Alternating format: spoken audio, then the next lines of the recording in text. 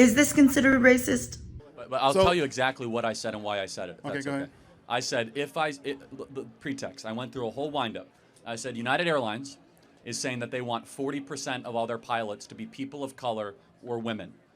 We have learned that we have relaxed standards anytime that we try to reach racial quotas. Anytime we reach racial quotas, we relax the standards. Standards for air traffic control, professors, or college admissions. Therefore, when it comes to pilots or surgeons, if I see somebody who is black, as I said on the show, I'm going to hope that person is qualified. That's what I said, which of course is legitimate, because they're begging the question, we're not hiring based on merit anymore. We're hiring based on race. Now, So when you see a black pilot, you wonder, boy, is that person there because they earned it or because they were placed there? That's what DEI does. It makes you ask questions you otherwise would not ask. So the airline industry is going to take an unqualified person just based off diversity. Underqualified, not correction, yeah. Underqualified. Unqualified, underqualified, whatever, uncertified, and put them in a cockpit and risk people's lives? Those are two different things. Under and un are two different things. Of course, United Airlines will not take someone off the side of the street and put them into a pilot. But in order to reach a 40% goal, they might cut corners. They might accelerate the process in order to reach a goal. We know this through all sorts of DEI examinations and projects over the last 10 years. You have to choose in life.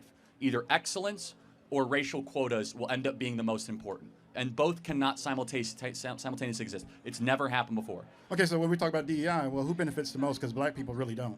It's only like maybe 3 to 4% of black people actually benefit from those programs. So who benefits the most? I'm not sure your question. I mean, theoretically, if 40% of all pilots end up being black people or people of color. But that's not. I actually looked it up. It's only like maybe about 6% of pilots their are black. goal is 40%, right? That's the point. It's like that's actually a great point. So they wanted to go from 6% to 40%. And so you have to wonder, boy, you go from 6% to 40%, there's going to be a relaxing of standards. Okay, I guess the way let me see if I can rephrase this. So essentially when you talk about DEI, affirmative action, or anything to that effect. I'm against all of it, yeah. Okay, yeah, and that would be fine. The thing is that now it's actually, referenced as a slur against, essentially if you see a black person in a position or, minority or whatever, the assumption is that person is not qualified when literally, and, you have to be qualified in order to even to get in that position. Well, so let's take college admissions.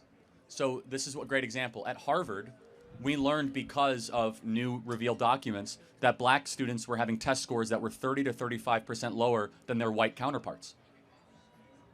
Okay. And so, therefore, if you saw a black kid at Harvard, it's a fact that they were not having the same test standards as their white counterparts. Still doesn't matter. The kid has to get through, he's got to get through the classes, do the tests, do all the research. Well, they actually drop out at a greater rate, too. But the point being is just the idea that they were there, number one, took a spot